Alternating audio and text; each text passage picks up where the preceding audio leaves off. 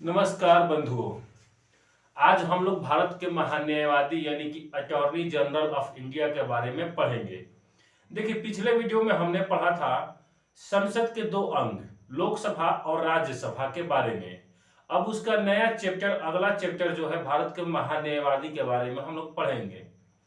देखिए, भारत के महान न्यायवादी और भारत के महान न्यायवादी का जो पद का जिक्र किया गया है हमारे संविधान के अनुच्छेद 76 में किया गया है, 67 में। तो महान न्यायवादी के पद का उल्लेख अनुच्छेद 76 में किया गया है। अब यहाँ पर कुछ महत्वपूर्ण पॉइंट है महान न्यायवादी से संबंधित, बहुत छोटा सा वीडियो है, इस पर बने रहिए। देखिए, महान न्यायवादी यानी कि attorney general of India, Bharat का जो महान न्यायवादी होता है, सर्वप्रथम सबसे पहले भारत सरकार का प्रथम विधि अधिकारी होता है। विधि अधिकारी का मतलब होता है कानूनी अधिकारी। तो भारत का प्रथम विधि अधिकारी कौन होता है? भारत का महान न्यायवादी। और महान न्यायवादी के पद का जिक्र किस अनुच्छेद में है? तो अनुच्छेद 76 में किया गया है। यहां तक क्लियर। अगला पॉइंट है यह का मतलब महान न्यायवादी भारत के किसी भी क्षेत्र में न्यायालय में सुनवाई का अधिकार रखता है। यानी कि भारत का जितना क्षेत्रफल है, जितना क्षेत्र पड़ता है, उसमें भारत के किसी भी क्षेत्र के किसी भी हाई कोर्ट अथवा अधीनस्थ न्यायालय में सुनवाई का अधिकार रखता है। यह उसको पावर है, उसका अधिकार है, इसे किसी भी कीमत पर छीन नहीं जा सकता है।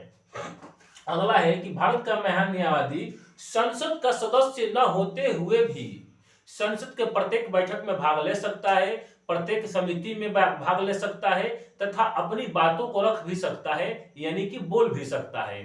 तो यही चीज लिखा गया है कि महान न्यायवादी संसद के सदस्य न होते हुए भी संसद के किसी भी बैठक या समिति में भाग ले अथवा बोल सकता है। तो ये प्रश्न हमेशा पूछता है कि भारत निम्न में से कौन सा व्यक्ति संसद का सदस्य नहीं होता है लेकिन फिर भी संसद के बैठक या उसके प्रत्येक समिति में बोलने का अधिकार रखता है?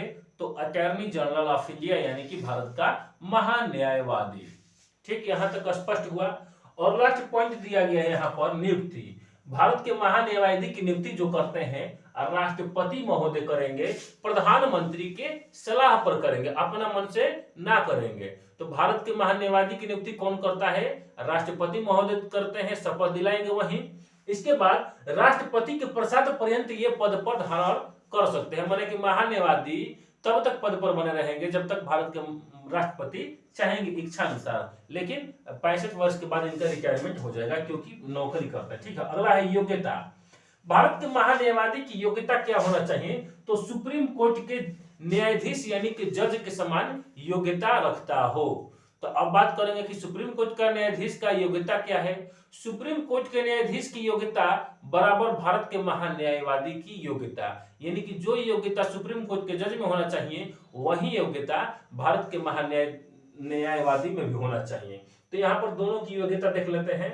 भारत के महान न्यायवादी की योग्यता के लिए पहला कि भारत का नागरिक होना चाहिए, ध्यान रखिएगा, नागरिक होना चाहिए। सबसे पहले क्या होना चाहिए? भारत का नागरिक होना चाहिए। दूसरा क्या कि किसी भी भारत के किसी भी क्षेत्र में उच्च न्यायालय में 5 वर्ष न्यायाधीश के पद पर कार्य किया हो।